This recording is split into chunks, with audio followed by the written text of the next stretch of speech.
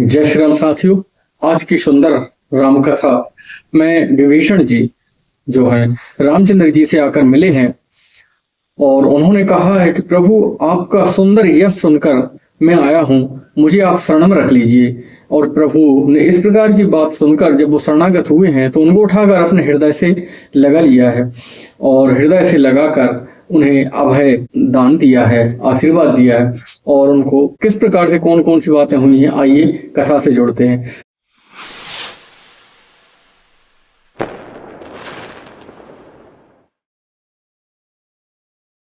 सिरवन सुजस सुनिया यहूं प्रभु भंजन भववीर, त्राहि त्राहि आरति हरन शरण सुखद रघुवीर। मैं कानों से आपका यश सुनकर आया हूँ, हे प्रभु आप भवबंधन के दुख से दूर करने वाले हैं, भय का नाश करने वाले हैं, दुखियों का दुख दूर करने वाले हैं, शरणागत को सुख देने वाले हैं। श्री रघुवीर जी मेरी रक्षा कीजिए, मेरी रक्षा कीजिए। अस कहि करत दंडवत देखा, तुरत उठे प्रभु हर्ष विशेषाधीन, बचन सुन प्रभु अन्न भावा, उज विशाल गई हृदय लगावा। प्रभु ने उन्हें ऐसा करते हुए देखा कि वो दंडवत कर रहे हैं। अत्यंत हर्षित होकर श्री रामचंद्र जी उठे हैं और विभीषण जी के दीन वचन सुनकर उनके मन को बहुत अच्छे लगे हैं। उन्होंने विशाल भुजाओं से उनको उठाकर अपने हृदय से लगा लिया है। अनुज सहित मिल ढिग बैठारी, बोले बचन भगत भयहारी, कहो लंकेश सहित परिवारा, कुशल कुठार बास तुम्हारा।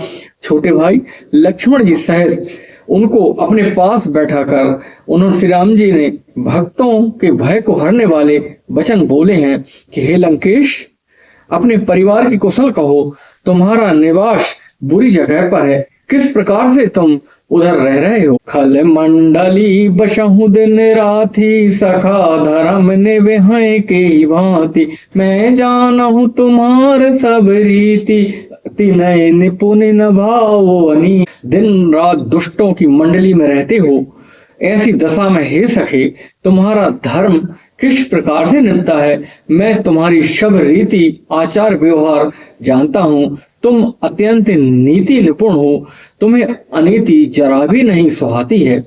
बरुबल बास नरक करताता, दुष्ट जंग जन दे विधाता, अब पद देख कुशल रघुराया, जो तुम कीन जान जन दाया। हे तात नरक में रहना अच्छा है, परंतु विधाता दुष्टों का संग ना दे। विभीषण जी ने कहा, हे रघुनाथ जी अब आपके चरण के दर्शन कर चुके हैं तो कुशल ही होगा। आपने अपना सेवक जानकर मुझ पर जो दया की है, जो अहद की कृपा की है, तब लगे कुशल न जीवे कहो, सपने हूँ मन विश्राम, जब लगी भजत न राम कहो, शोक धाम तजी काम। जब तक जीव की कुशल नहीं है, ना ही स्वप्न में उसके मन को शांति हो सकती है, जब तक वह शोक के घर काम विषय का त्याग नहीं करता है, छोड़ता नहीं है और श्री राम जी आपको भजता नहीं है।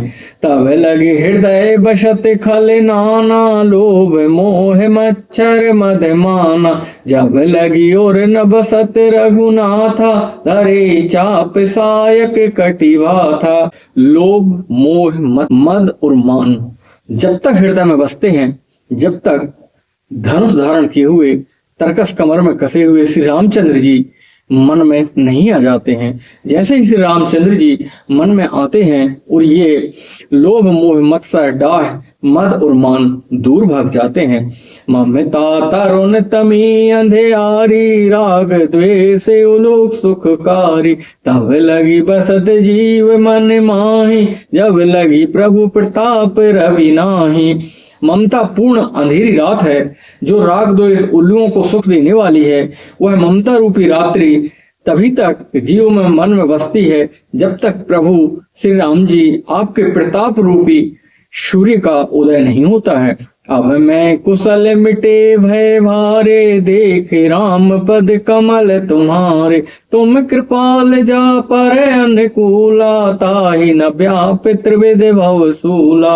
हे श्री राम जी, आपके चरणार बिंदों के दर्शन कर अब मैं कुशल हूँ, मेरी भारी भय मिट गया है। हे कृपालु, आप जिस पर अनुकूल होते हैं उसे तीनों प्रकार के शूल नष्ट हो जाते हैं। आध्यात्मिक, आदि दैविक और आदि भौतिक तापों से छुटकारा मिल जाता है। मैं निश्चर अति अधम स्वभाव, शोभे आचरण कीन नहीं काऊ। जहाँ स्वरूप मुनि ध्यान न आवा, ते ही प्रभु हरस हृदय मोहि लावा। मैं अत्यंत नीच स्वभाव से ही राक्षस हूँ। मैंने कभी शुभ आचरण किए नहीं हैं, जिनका रूप मुनियों में कभी ध्यान नहीं आया है। उन प्रभु ने स्वयं हर्षित होकर मुझे हृदय से लगा लिया है। मुनियों के हृदय में भी जिनके रूप का एक क्षण मात्र भी दर्शन नहीं पाते हैं, उन प्रभु श्री रामचंद्र जी ने मुझे हृदय से लगा लिया है। यह अहेतु की कृपा के लिए प्रभु आपका धन्यवाद है, धन्यवाद है, धन्यवाद है। अहो भाग्य मम अमित अति, राम कृपा सुख पुण्य। देखहु नयन बिरंज शिवै, सेव्य जुगल पद कंज। हे कृपा सुख के पुंज श्री राम जी, मेरा अत्यंत असीम सौभाग्य है जो मैंने ब्रह्मा और शिव जी के द्वारा सेवित युगल चरण कमलों को अपने नेत्रों से दर्शन किए हैं। सुनाऊं सखा निज कहूं स्वभाव, जान भुसुंड सांब गिर जाओ। जो नर होय चराचर द्रोही, आवे सवै शरण तक मोही। श्री राम जी ने कहा, हे सखा सुनो, मैं अपना स्वभाव कहता हूँ जिसे काकभूषुंडी शिव जी और पार्वती जी भी जानते हैं। कोई भी मनुष्य संपूर्ण जड़ चेतन जगत का द्रोही हो, यदि वह भयभीत होकर मेरी शरण में आ जाता है, तक कर आ जाए, तो तज मद मोह कपट छल नाना, करऊं सत्य ते साधु समान। जननी जनक बंधु सुत दारा, तनु धन भवन सुहृद परिवारा।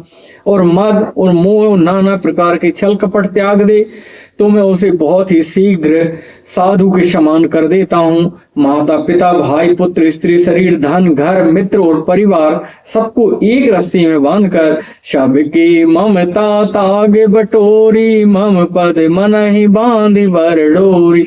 समदर्शी इच्छा कछु नाही, हरस शोक भय नहीं मन माही। इन सबकी ममत्व रूपी तारों को बटोर कर उनकी एक छोटी सी डोरी या रस्सी बना दे और अपने मन कुछ चरणों में बांध दे।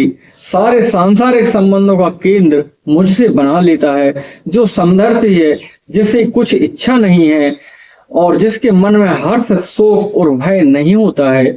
आस सज्जन मम और बस कैसे, लोभी हृदय बसाऊं धनु जैसे।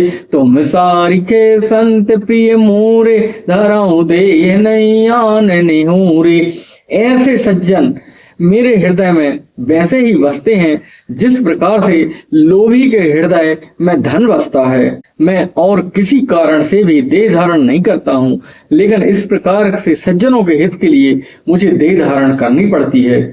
सगुन उपासक पर हित, निरत नीति दृढ़ नेम। ते नर प्राण समान मम, जिनके दुज पद प्रेम।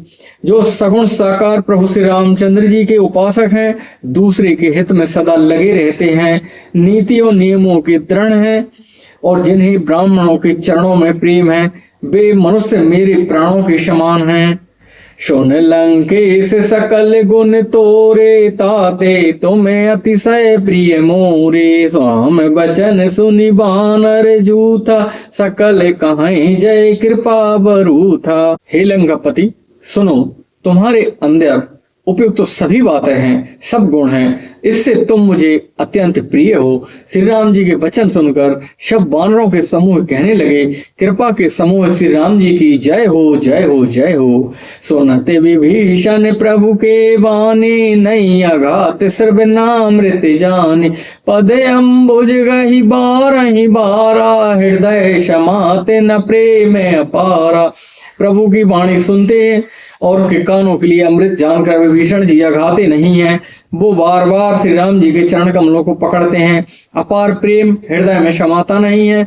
सुनाहु देव सचराचर स्वामी प्रणत पाले और अंतर जामी और कछु प्रथम बास नाराही प्रभु पद प्रीत सरित शोभाही।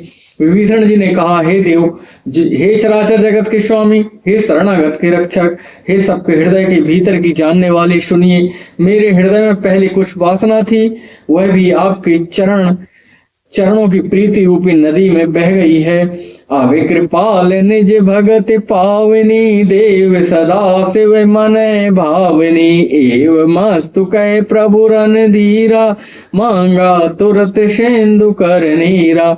अब तो हे कृपालु, शिव जी के मन को सदैव प्रिय लगने वाले अपनी पवित्र भक्ति मुझे दीजिए। एवं मस्तु ऐसा कहकर रणधीर प्रभु श्री रामचंद्र जी ने तुरंत समुद्र का जल मंगवाया है।